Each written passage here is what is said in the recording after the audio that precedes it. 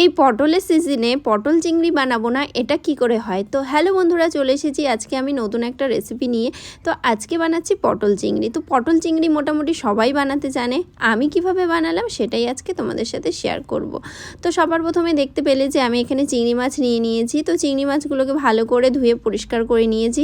আর হ্যাঁ, এটার মধ্যে দুটো পাবদা মাছ আছে, ওটা দিয়ে আলাদা রেসিপি বানাবো। তো যাই হোক, তো চিংড়ি মাছগুলো ভালো করে পরিষ্কার করে ধুয়ে নিয়ে লবণ হলুদ মাখিয়ে রেখে দিয়েছিলাম 5 থেকে 10 মিনিটের মতো। তারপর কড়াইতে পরিমাণ মতো সর্ষের তেল দিয়ে তেলটাকে ভালো মতো গরম করে চিংড়ি মাছগুলোকে দিয়ে দিয়েছি। তারপর ভালো করে নাড়াচাড়া করে কিছুক্ষণ ভেজেই তুলে রাখবো, কেন কি চিংড়ি মাছ বেশি ভাজলে পরে শক্ত হয়ে যায়, এই কারণে হালকা করেই ভাজছি চিংড়ি মাছটাকে।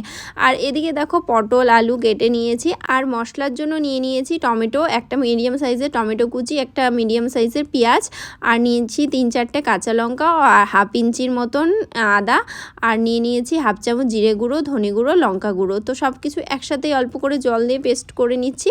আর এদিকে দেখো আবার কড়াইতে আরেকটু পরিমাণে সর্ষের তেল দিয়ে পটল আলুটাকে আমি ভেজে নিচ্ছি। তো পটল আলুটাকে ভেজে রাখলে পরে খেতে কিন্তু ভালো লাগে, পটলটা বেশি সেদ্ধ হয়ে যায় না। তো অনেক সময় আমি কি করি, একসাথেই রান্না করে নিই, মানে একবারে সম্বার দিয়ে বসিয়ে দিই। তো এইভাবে পটলটা ভেজে তুলে রাখলে মানে ভালো লাগে। আর পটলের কালারটাও ঠিকঠাক থাকে, মানে সবুজ সবুজ হালকা কালারটা ওটাও ঠিকঠাক থাকে। তো যাই হোক, তো দেখো লবণ হলুদ দিয়ে পটলটাকে ভেজে তুলে রাখলাম। এবার ওই কড়াইতে আর একটু পরিমাণে সর্ষের তেল দিয়ে দেবো হচ্ছে গোটা জিরে, শুকনো লঙ্কা আর তেজপাতা। তো তোমরা কিভাবে করো সেটা কিন্তু অবশ্যই কিন্তু কমেন্টে জানাবে, তোমরা কিভাবে পটল চিংড়ি করো। আমি তো এভাবেই করি। তো যাই হোক, তো দেখো সম্বার দিয়ে তারপর এখানে দিয়ে দিলাম হচ্ছে মশলাটা, যে মশলাটা তৈরি করে রেখেছিলাম। মশলাটা দেওয়ার পরে দিয়ে দিচ্ছি এখানে পরিমাণ মতন হলুদ আর পরিমাণ মতন লবণ দিয়ে ভালো করে মশলাটাকে কষিয়ে নিতে হবে। মশলা যত কষাবে তত কিন্তু রান্নার টেস্ট বাড়ে। তো আমি কিন্তু সবসময় প্রতিটা রান্নার রেসিপিতেই আমি বলে থাকি, মশলা কষানোর উপরেই কিন্তু তরকারি টেস্ট আসে।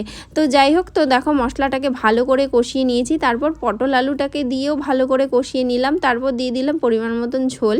তো ঝোল দেওয়ার পরে দেখো ভালো মতন ফুটে উঠেছে। এবার দিয়ে দিলাম ভেজে রাখা চিংড়ি মাছগুলো। চিংড়ি মাছগুলোকে দিয়ে কিছুক্ষণ নাড়াচাড়া করে ঢাকনা দিয়ে ঢেকে রেখে দেবো 5 মিনিটের মতন। তারপর ঢাকনা খুলে দেখো চিংড়ি মাছটা কিন্তু আমাদের পুরোপুরি তৈরি।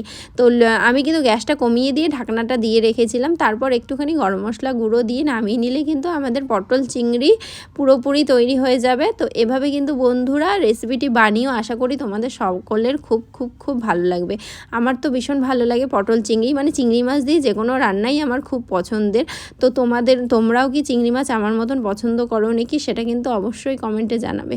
তো দেখো এখানে হচ্ছে পটলের কালারটা দেখেছো, পটলের কালারটা কিন্তু এখনও ঠিক আছে।